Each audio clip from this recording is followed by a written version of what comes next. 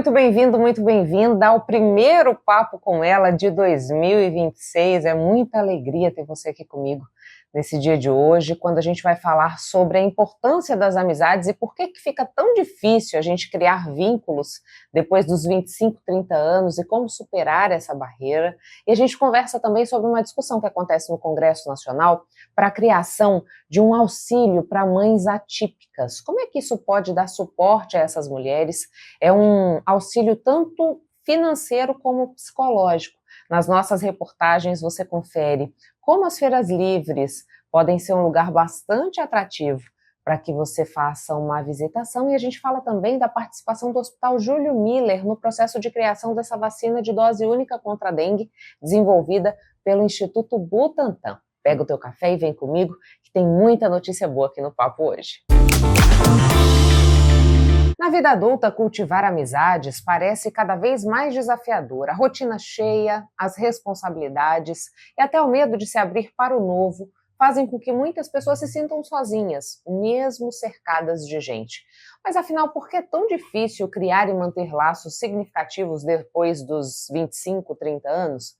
No Papo com Ela de hoje, a psicóloga Fabiana Helena nos ajuda a entender o que muda nos vínculos afetivos quando amadurecemos e como fortalecer amizades que acolhem, inspiram e nos acompanham no cotidiano. Fabiana, muito obrigada por aceitar o nosso convite, para que a gente pudesse trazer um pouco na discussão de hoje o que muda com o passar dos anos para a gente construir novas relações de amizade. A gente tem visto pesquisas mostrando que a solidão é um dos problemas que tem afetado a nossa população brasileira. É de fato mais difícil construir relações de amizade quando a gente está na vida adulta? É um prazer estar aqui e, de fato, fica mais complexo. Isso devido a toda a caminhada, a toda a jornada que esse indivíduo já passou, né? Na vida adulta a gente já tem uma experienciação maior em várias frentes, né? E é óbvio que esse filtro, ele vai estar presente ali, né? Nessa reformulação dessa amizade. Então nós ficamos mais criteriosos, né? Com a maturidade. E quando você diz desse ficar mais criterioso, isso são situações de alguma maneira negativas que fazem a gente ir criando essa peneira, vamos dizer assim, ou existe também aqui a questão da gestão do tempo, porque na vida adulta a gente também começa a ter uma série de outras responsabilidades que na infância e na adolescência não se apresentavam, né? É uma soma desses fatores. O que pesa mais? Sim, as duas frentes fazem muito sentido, porque nós somos resultado de tudo aquilo que a gente viveu, e é óbvio que ao longo da nossa trajetória nós vamos vivendo experiências boas com referência a amizades e também experiências não tão boas, mas enfim, fazem parte. E claro que alguns aspectos particulares vão deixando essa caminhada um pouco mais difícil, né, para alguns indivíduos.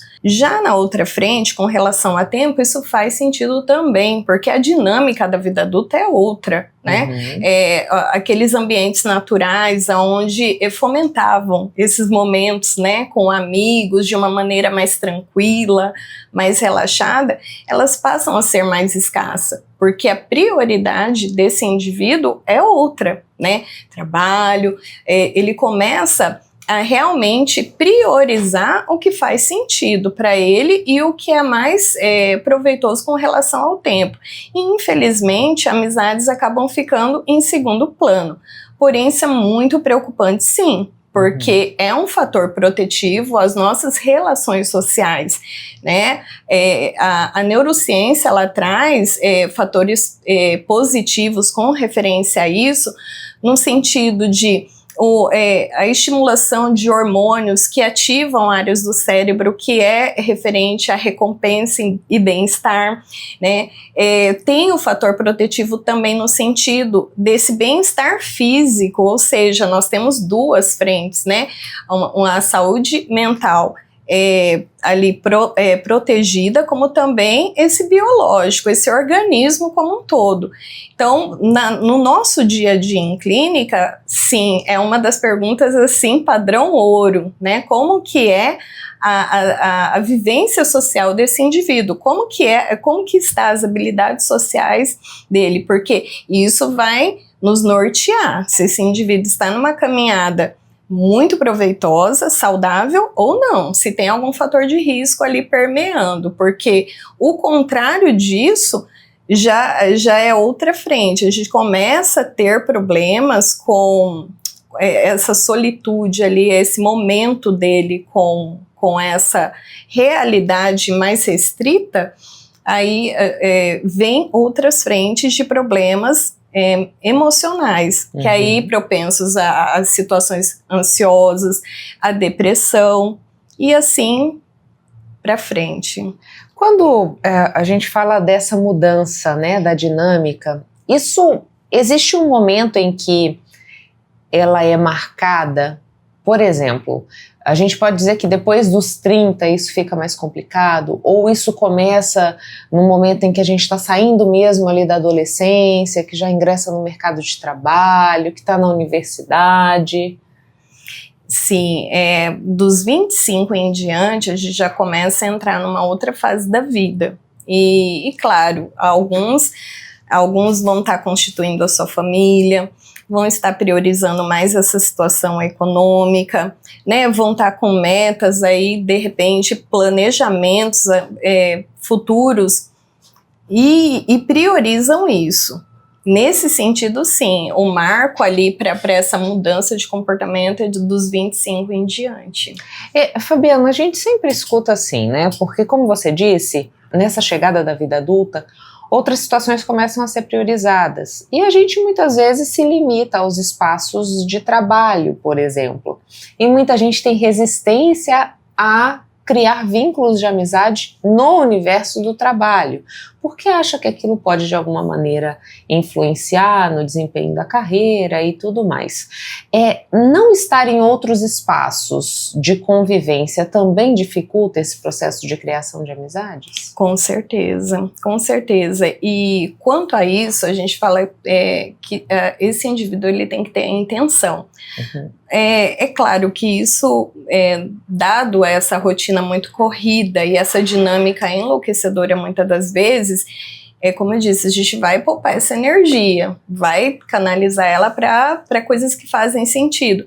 Mas a amizade e tudo isso que fomenta essa relação, né, social, ela é importante e é muito cabível esse assunto, a gente está trazendo e está discutindo ele, porque como você disse, o adoecimento nessa frente pautado na depressão e todo um isolamento social, ela vem de forma crescente. Então, sim, nós devemos rever esse comportamento nosso, tendo em vista, como eu disse no início, que é um fator protetivo. Pessoas que têm relações sociais, né, e isso não estou dizendo, vou pautado naquilo que a gente teve na juventude, né, o dia todo se falando sempre, se comunicando, tanto saindo, semana. Sim, não é isso, mas são relações saudáveis, com qualidade e dentro daquilo que é possível para cada um. Então, seja numa caminhada, seja tomando um café, seja trocando uma mensagem rápida por WhatsApp, mas esse relacionar-se é muito importante. A neurociência também mostra que pessoas que mantêm amizades saudáveis ao longo da vida, isso não estou dizendo uma amizade ao longo da vida, tipo, tenho uma amizade, né, da minha juventude, estou envelhecendo e ainda tenho. Ótimo, tem pessoas que estão nesse contexto. Só que quem não está, também pode recriar isso a partir do que faz sentido para ele, dentro daquilo que é a sua realidade, do que é possível. Então, uma caminhada, né, um cafezinho, uma troca de mensagem, e isso já nutre o que o nosso cérebro precisa, isso já nutre o que a neurociência traz como protetivo a longo prazo. Então, assim, a gente não está falando simplesmente de algo emocional, nós estamos falando de algo a nível neuronal, né, e biológico. Esse indivíduo, claro, todos nós estamos propensos a adoecer, mas a nossa expectativa a partir de relações saudáveis, isso é uma outra realidade, a gente fica num lugar de vantagem. Tem uma qualidade de vida, né? Sim, sim, e também as amizades fazem com que o nosso cérebro, ele se comunique utilizando funções executivas que vão acionar mecanismos que para nós na maturidade, né, já que a gente está falando das amizades na vida adulta, são importantíssimas. Então a gente vai ativar uma neuroplasticidade aí, nós vamos acionar mecanismos superiores de execução cerebral, e isso estando ali em atividade é maravilhoso, porque assim a gente sabe que muitas funções vão se perdendo ao longo do tempo, e se a gente não estiver atento para isso, para tudo aquilo que é importante a nível neuronal, a gente começa a estacionar e a estagnar. E simplesmente o fato de termos relações sociais, nós já estamos movimentando toda essa dinâmica. E isso para nós é muito vantajoso a longo prazo. Agora, Fabiana, você falou para a gente sobre essa diferença de manutenção dessa amizade na vida adulta, que não vai ser o tempo todo como era na infância, na adolescência, que tem uma dinâmica diferente ali nessa relação. É isso que a gente chama de amizade de baixa manutenção? Isso mesmo. São amizades que estão ali configuradas para essa vida adulta mesmo. Elas não requerem que esteja em contato permanente. Elas não exigem do outro esse investimento mais contínuo, porém é uma relação de qualidade, né? Por exemplo, a gente tem um contato com uma amiga e passa, sei lá, 6 meses sem se falar, 3 meses sem se falar, mas quando se vem, aquilo é como se não tivesse existido esse tempo, então a relação é mantida. Então é baixo investimento por conta disso, é muito saudável porque está dentro da realidade que nós na vida adulta e todas as demandas que a gente tem, a gente consegue manter. E quando tá ali, realmente tá por inteiro, né?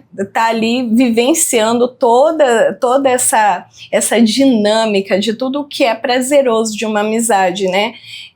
Realmente voltado e experienciando toda a dinâmica de uma transparência, uma fragilidade, que de repente a gente não faz isso com o nosso colega de trabalho, como você disse, né, que é um outro ambiente. Então, assim, é um momento que podemos ser nós mesmos. Sem máscaras, né? Sim.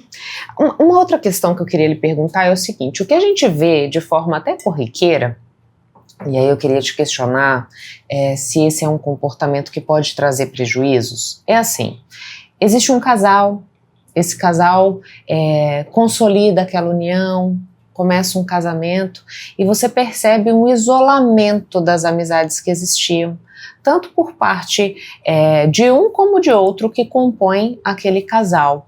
E de forma frequente você vê uma reclamação, por exemplo, a esposa diz assim, poxa, queria um momento de respiro, né, que meu marido pudesse ter um pouco mais de tempo com os amigos e eu também um pouco mais de tempo com as amigas. Isso também é fundamental para que você tenha uma relação amorosa saudável? Ah, com certeza, Michele, com certeza, porque um casal, ele não deixa de ser indivíduo, e cada um com as suas necessidades, né?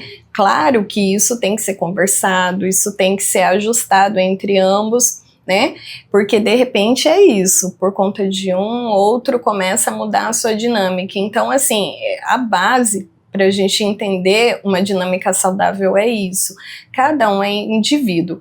E nós somos vários dentro de nós. Nós somos, né, a esposa, a mãe, a profissional, a irmã, a filha. Então, assim, esses papéis, eles precisam estar numa dinâmica ali muito saudável, onde eu possa ser tudo isso, né, apesar de ser esposa, apesar de ter meu companheiro, apesar de ter, né, meu namorado, que seja. Então, assim, é muito saudável, é preciso, sabe? Existem muitas situações onde esse indivíduo, a esposa, o marido, eles se perdem na relação, e isso não é bom nem para o casal, não é bom. Então, o que a gente orienta realmente é que tenha esses momentos, né? E claro, dentro daquilo que faça sentido para o casal, mas que é saudável sim, é inegável. E como a gente constrói amizades saudáveis nessa fase da vida, né? Que tipo de atitude eu preciso ter? Em que locais eu posso encontrar essas pessoas? Você disse assim, em vários momentos, precisa fazer sentido, né? Então é a partir disso que eu preciso me balizar, já que a gente fica mais exigente nesse processo? Sim, sim. A primeira coisa que a gente precisa se atentar é que é uma amizade que não vai ter aquela roupagem da juventude, porque é inevitável que essas amizades da juventude, da adolescência, elas nos marquem, né? Porque ali a gente estava se constituindo como pessoa, como uma visão de grupo, né? Sendo validado pelo grupo e trilhando essa caminhada de realmente se conhecer melhor. E era tudo muito mais intenso, com né? Certeza, com certeza. Agora, na vida adulta, o que a gente precisa entender? A gente precisa reconfigurar essa imagem, né, dentro daquilo que é possível para a pessoa. Olha, pratico atividade física, né, ali já tem um local que é possível fomentar essa amizade e dentro daquilo que acontece naquele momento, né, não precisa de repente estender, virar amigo, tá indo na casa um do outro. Se isso for possível, maravilha, né? Mas se não for também, tá tudo bem. E dentre as outras atividades, olha, Fabiana, não faço atividade física, tenho um perfil mais introspectivo, como que eu posso começar a fazer isso? A partir daquilo que você goste. O que você gosta de fazer? Né? Gosto de caminhar no final da tarde em lugar aberto. Poxa vida, quantas vezes a gente faz essa atividade ou passa perto de locais que as pessoas estão fazendo e não tem só uma pessoa, tem várias. Né? Então a possibilidade de amizade é ali. Estar disponível para isso é importante também. Isso tem que ser uma decisão da pessoa, lembrando de todos os benefícios que isso pode acarretar ao longo da vida, né? O que mais a gente pode fazer na hora que tiver... Tenho um amigo de muito tempo, não converso, né? Faz tempo. WhatsApp, aciona, pergunta como essa pessoa está. E aí a gente volta naquela questão das habilidades neuronais a nível superior, né? É ter esse poder de escuta para o outro, né? Saber que aquela pessoa ali está disponível para mim também. Tudo isso são habilidades que a gente passa a ter a partir das amizades. Então, assim, o que é interessante para você, o que você gosta de fazer, né? Gosta de tomar um café da tarde, gosta de praticar uma atividade física ali rapidinho, né? Gosto de ler, procura um grupo de leitura. Isso. Clube do livro. Né? Ótimo, gente, tem muitos, né? Tem muitos maravilhosos, verdade. Então, assim, dentre toda essa filtragem que você fez, aí estar disponível para isso, sabendo que a gente só vai ter a ganhar nessa caminhada, sabe? E outro dado importante que a gente precisa ter ciência é que a solidão, ela ativa regiões do cérebro que potencializam essa questão da dor. Então, aí, a questão da fibromialgia da vida, né? Então, assim, a gente precisa estar ciente do que está acontecendo. O meu movimento está sendo para se eu estou mais isolado, eu estou mais restrito a amizades, é um fator, é um ponto assim de alerta, né? Olha, eu estou nesse lugar, mas eu quero mudar, eu quero modificar. Ótimo, maravilha. E se para além disso, olha, eu tento, não estou conseguindo, procure uma ajuda especializada. A gente está aqui para isso, né? Para entender o que está acontecendo com esse indivíduo. Mas a gente só tem a ganhar com essa fase mais madura da vida, né, um outro momento com nova configuração e com certeza disponível para amizades também mais maduras, né? Exato. E acho que até o amigo, nesse contexto, Fabiana, me corrija se eu estiver equivocada, mas a gente compartilha muita coisa, né, das dificuldades que a gente vivencia, e isso mostra que não é só a gente que passa por momentos difíceis, que outras pessoas também passam por essa mesma situação, e a gente se motiva de alguma maneira a sair daquilo, ou procurar uma solução para que aquilo seja passageiro, né? Com certeza, essa identificação, né, muito pertinente do grupo, né, é muito pertinente de eu me olhar, de eu me enxergar a partir do outro, né, a partir de você, de eu me identificar, e isso é poderoso demais, isso é poderoso, isso nos ajuda realmente em várias frentes. Muito obrigada pelas informações, o espaço aberto caso queira trazer mais algum esclarecimento. Eu que agradeço a oportunidade, é sempre um prazer estar com você, Michele. Eu que agradeço a sua disponibilidade.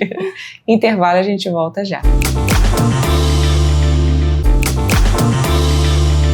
Um projeto de lei que garante um auxílio para mães atípicas está em discussão no Congresso Nacional. E para a gente entender o que essa proposta de legislação prevê, é que converso hoje com a advogada Patrícia de Carvalho. Patrícia, muito obrigada por aceitar o nosso convite, para que a gente pudesse trazer informações do que é essa proposta que vem sendo discutida a nível de Congresso Nacional, que visa justamente garantir algum tipo de suporte às mães atípicas. Você pode trazer para a gente detalhes dessa proposta? Obrigada, eu que agradeço pelo convite. Então, é um projeto muito interessante, né? Apesar que a gente olha, assim, às vezes a gente fica até aquela questão, assim, será que vai funcionar mesmo, né? Porque muitas dificuldades em se colocar uma lei, por mais que tenha ali no papel tudo, para depois colocar essa lei em vigor, para ela começar a funcionar, é muito difícil, né? Mas é uma lei que, para mães atípicas, né? De várias situações, como autismo, síndrome de Down, né? E aí ela vai ter tem os requisitos, né? E elas são consideradas em média, baixa, média, moderada, alguma coisa assim. Tem um tipo de grau, né? Uhum. A proposta é de meio salário mínimo a um salário mínimo, dependendo dos requisitos dessa mãe, né? Se realmente ela não pode trabalhar, né, como é o caso de muitas mães que realmente abdicam a vida para cuidar do filho atípico, né, então vai ter um valor máximo de R$ 1.500, um salário mínimo, né, a gente pensa, pouco, né, podia ser mais.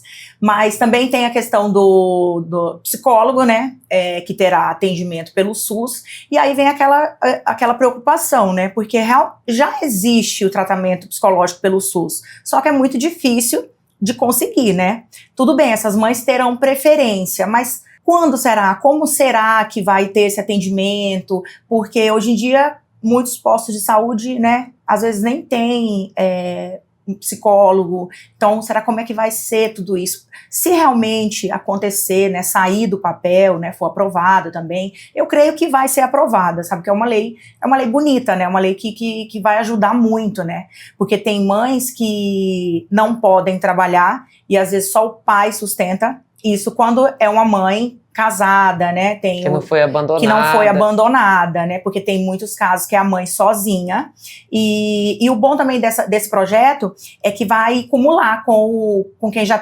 recebe o BPC Loas, né, então pode ser cumulativo, né, então vai ser uma renda a mais, né, já uma ajuda a mais. Não tem que fazer a escolha, como em outros casos acontece.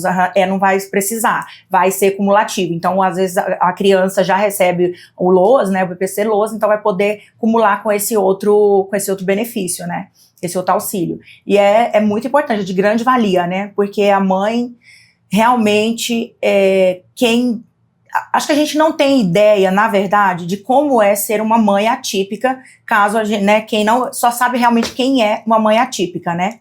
Eu tenho na família, como eu falei com você, minha prima, e realmente ela, assim, ela não faz nada, fora de casa, né? A não ser cuidar do Asaf, que tem 20 anos hoje. Já tá fazendo 21 anos agora. Então, assim, é totalmente dependente dela. Tem que ficar 24 horas. É uma dedicação exclusiva, né? Exclusiva. Eu falo que vai ser um bebê, uma criança para a vida inteira, né? E aí, igual eu te falei, ela mora no interior, tem isso também, tem muitas mães, né? Não é só na capital, tem mais dificuldade ainda. Então, essa lei, tomara que venha para melhorar, para abranger, né, mais cidades, mas a gente sabe que quanto mais menor o município, né, mais difícil de chegar essas situações, né, porque a gente vê a mãe, ela precisa muito do auxílio psicológico.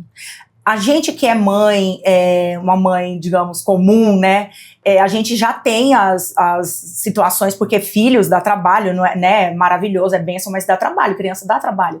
E nós, mulheres, nos sobrecarregamos muito, né. Então a gente precisa de um apoio psicológico. Então imagina a mãe atípica, né? O quanto ela precisa de um apoio, de um suporte, até mesmo de entender como lidar com essa criança, como tratar, como, né? Porque muitas coisas que acontecem, a pessoa de fora fala, é birra, né? Mas não é birra da criança, né? Não é birra, no caso é uma situação diferente, que ele realmente sente ali as diferenças de ser autista ou ter síndrome de Down, entre outras situações. Né?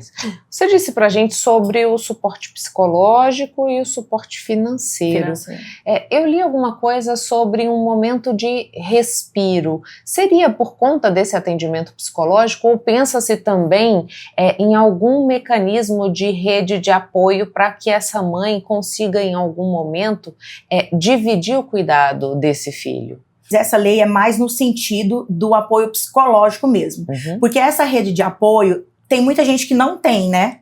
Que não tem em casa, familiares próximos, né, que vive sozinho. Esta prima mesmo, ela mora sozinha, a mãe dela já é falecida, o pai mora em outro estado, então é ela e o esposo.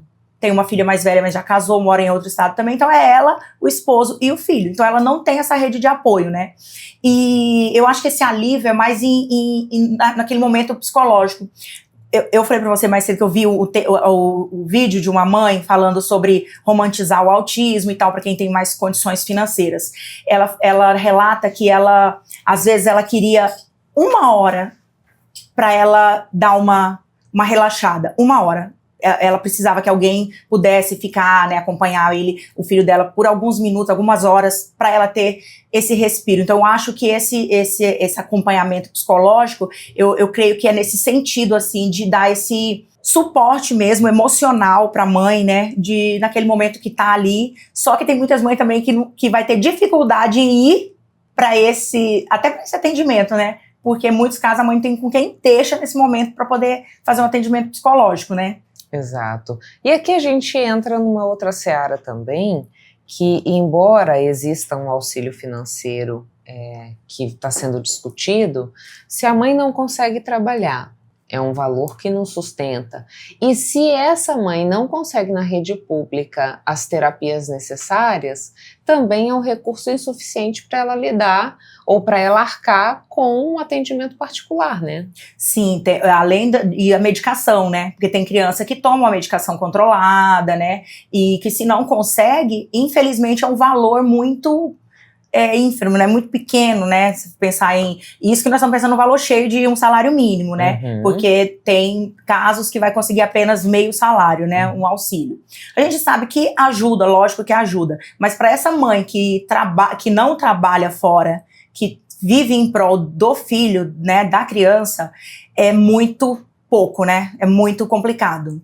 Isso vai abarcar todo mundo, Patrícia, ou por exemplo, somente para aquelas famílias ou para aquelas crianças que estão cadastradas no CadÚnico? Tem que estar cadastrado no CadÚnico, tem que ver a renda daquela pessoa, né? Não é todo mundo, tem alguns requisitos a ser seguido, né?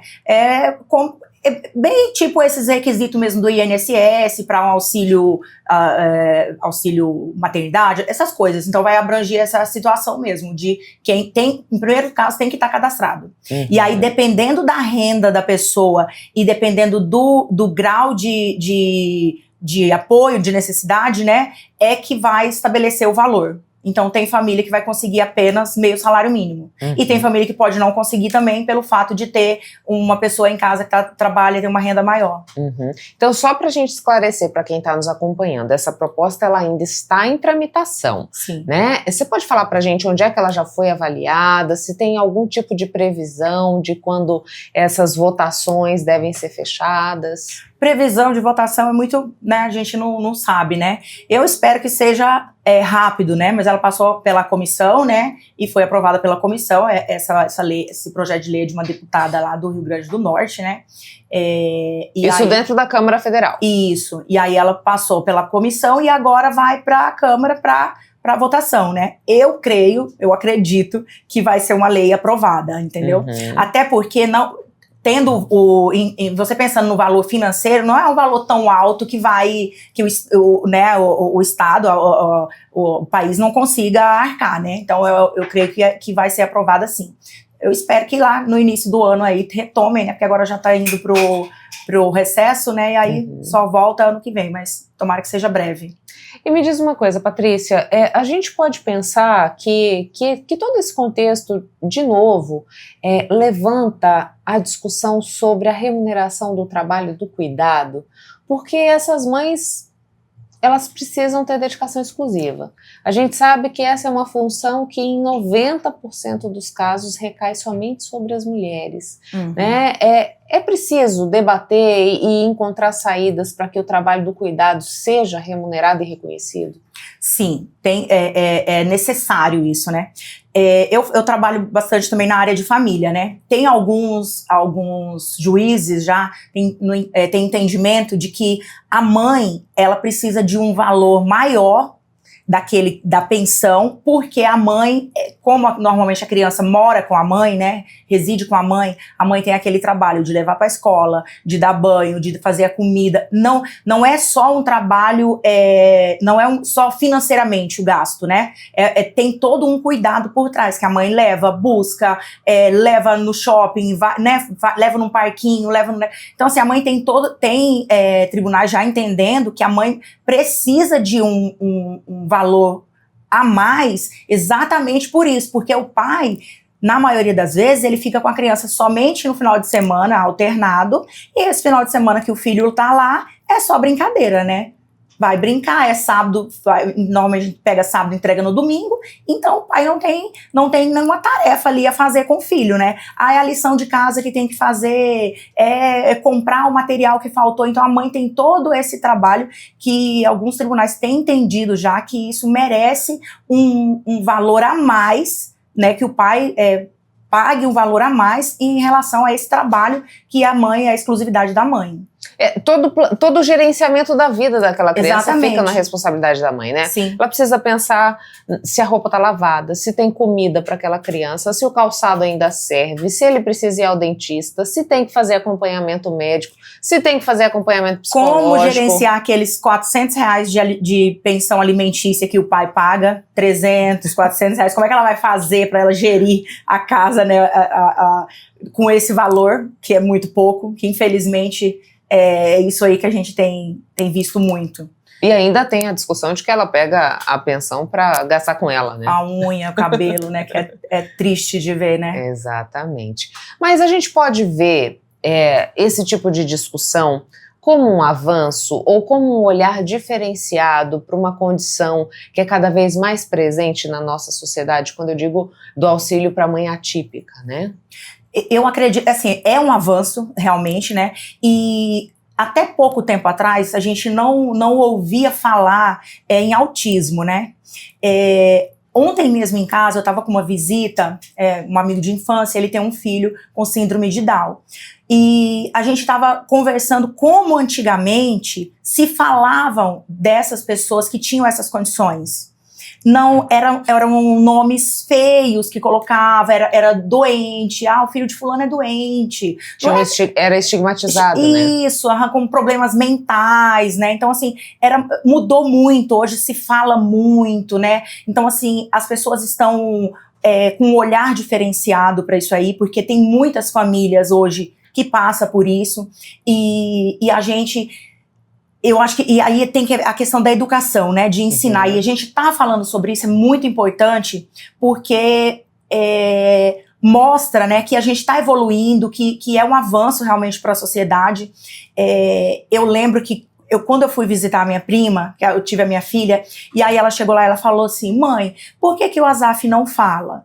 E aí eu falei pra ela, né, falei, como que eu explico pra ela? Aí ela falou, não, ele é diferente e tal, ele é autista. Aí ela, é igual a Lelê. Aí eu falei, filha, quem é a Lelê? A minha amiguinha da escola, ela estuda comigo. Mas ela nunca chegou lá em casa pra falar, mãe, eu tenho uma amiga assim. Pra ela, é normal a amiguinha, né, ser autista. Ela foi me contar que a amiguinha não gostava das festinhas da escola, porque ela não gostava de barulho. Então, assim, você vê que muda, porque antigamente os pais ensinavam erroneamente, né? E a criança já vinha com aquele preconceito. Então, hoje as crianças já não têm esse preconceito. Então, quando as crianças estiverem adultas, eu creio que esse preconceito vai ser menor ainda. E o fato da gente estar conversando sobre isso abre a mente das pessoas, né? Antigamente tinha família que tinha até vergonha de falar que o filho tinha alguma dessas situações pelo preconceito, né? E hoje é diferente. Então, realmente é um avanço. As pessoas vêm falando e vêm mudando a cabeça, não só das pessoas, como dos nossos governantes também, né? Que vêm mudando, trazendo leis para melhorar a condição de vida dessas famílias. Patrícia, muito obrigada pelas informações. O espaço à disposição, caso você queira trazer mais algum esclarecimento.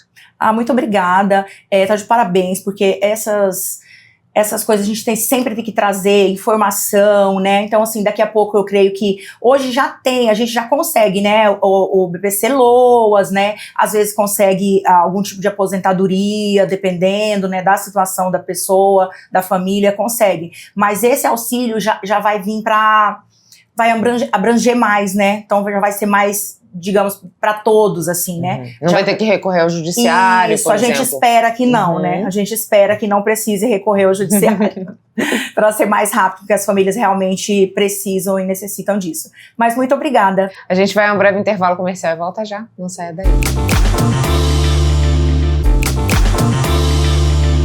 Sabe todo esse conteúdo que vai ao ar aqui no Papo com Ela? Ele também está disponível no nosso canal no YouTube para você ver e rever quantas vezes quiser e para compartilhar com pessoas que você acredita que também gostem desse tipo de conteúdo. Você ainda não está inscrito ou inscrita? Fica o meu convite, inscreva-se, porque assim você não perde nenhum assunto do papo. E para facilitar a tua vida, a gente criou esse QR Code que aparece na tua tela, que ele já vai te dar o caminho certo para você integrar essa comunidade do Papo com Ela lá no YouTube. Sabe um outro lugar que você pode conferir nosso conteúdo também? É no site nossarepublica.com.br. Uma opção de passeio, uma forma de apoiar a agricultura familiar e cuidar da saúde. Eu estou falando do hábito de frequentar as feiras livres. Se você estiver passando por Chapada dos Guimarães, não deixe de visitar a tradicional feira da cidade. Passear pela feira traz memória afetiva. Quem nunca se mobilizou para comer um pastel com caldo de cana logo cedinho no final de semana? Ou ficou na expectativa, aguardando toda a organização dos feirantes para comprar aquela verdura fresquinha que faz toda a diferença na refeição? Além de oferecer alimentos oriundos da agricultura familiar, a feira também é um ótimo local para conhecer a dinâmica da cidade. E Chapada dos Guimarães promove uma rica experiência aos sábados na região central e aos domingos no bairro São Sebastião.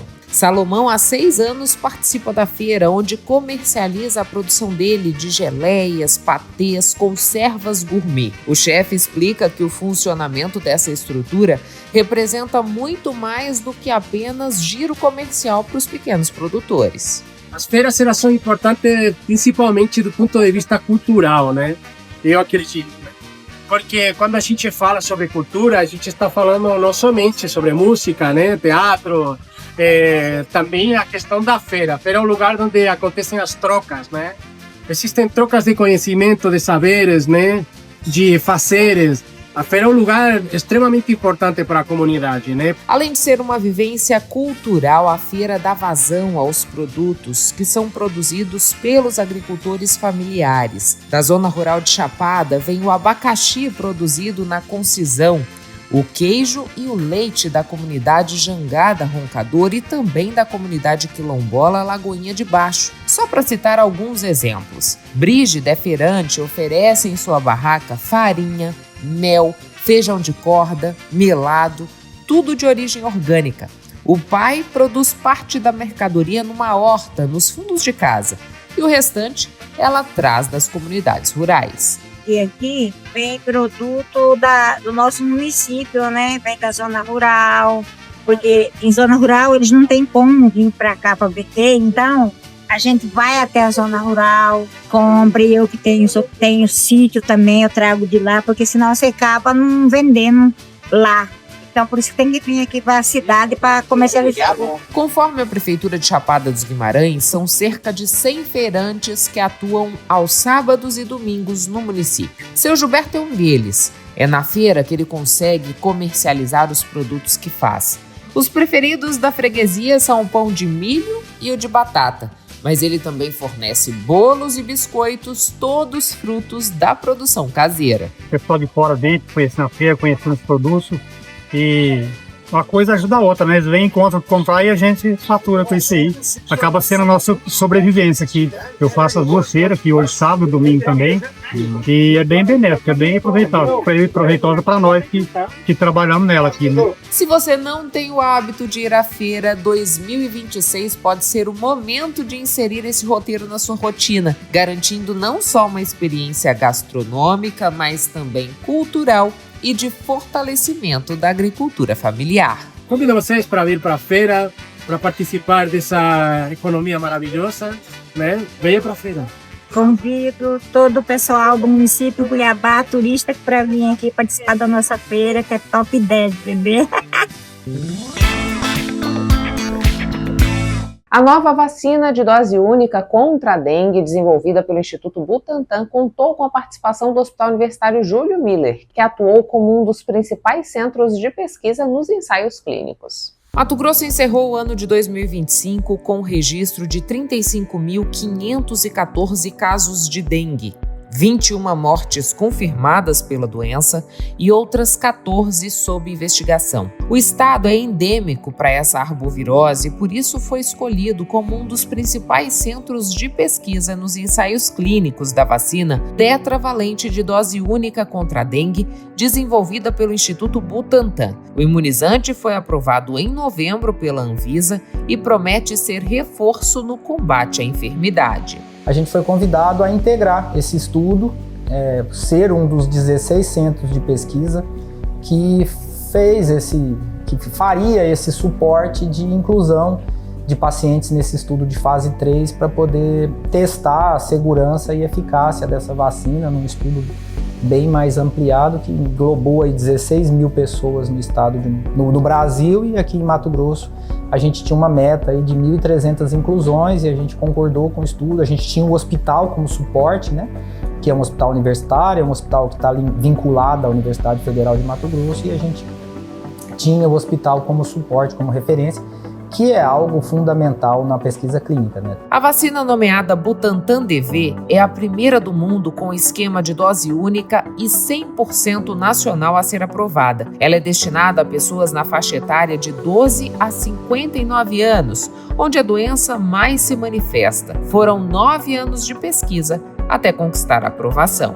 Ela teve 75% de eficácia geral. Quando você pensa em hospitalizações, a vacina previne mais de 90% dos casos de hospitalização, e em caso de óbito, 100%. Ninguém que tomou a vacina nesse estudo morreu em decorrência da dengue. Cerca de 1 milhão de doses já estão prontas para a distribuição inicial, marcando o início de uma nova fase na prevenção da dengue no país para 2026. A expectativa do Butantan é que já em 2026 você tenha uma ampla produção dessas vacinas para que durante o ano de 2026 a gente consiga fazer essa distribuição aí na rede pública de saúde. E isso vai nos mostrar que já num curto espaço de tempo aí a gente pode ter um impacto positivo muito alto dessa imunização. Valderson participou ativamente do processo de testes da vacina.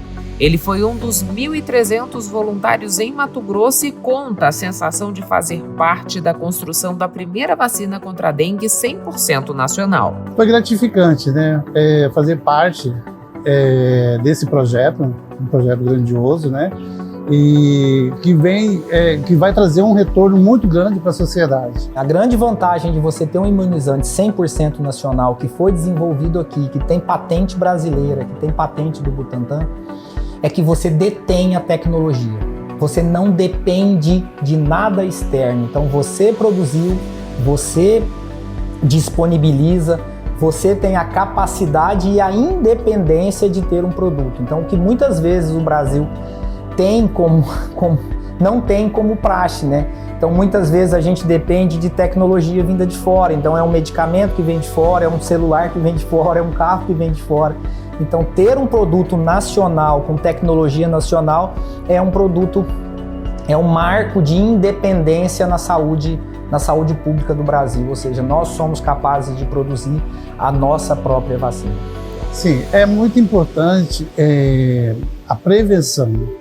Ela está vindo, essa vacina está chegando, mas a população tem que se conscientizar também, né, e ter aqueles cuidados primários em sua residência no combate à dengue. Chegamos ao fim de mais uma edição do Papo com Ela. Eu agradeço a você que ficou comigo até este momento. É sempre uma honra poder contar com a sua companhia. Mas antes de ir embora, eu vou te fazer um pedido. Siga o Papo com Ela no Instagram, no Facebook, se inscreva no nosso canal no YouTube. E lembrando que você pode mandar sugestão de assuntos que gostaria de ver aqui no Papo. Você pode fazer isso através das nossas redes sociais ou por esse endereço de e-mail que aparece na sua tela. Tenha um excelente final de semana. Na sexta que vem eu tô de volta com muita informação para você. Um beijo e até lá!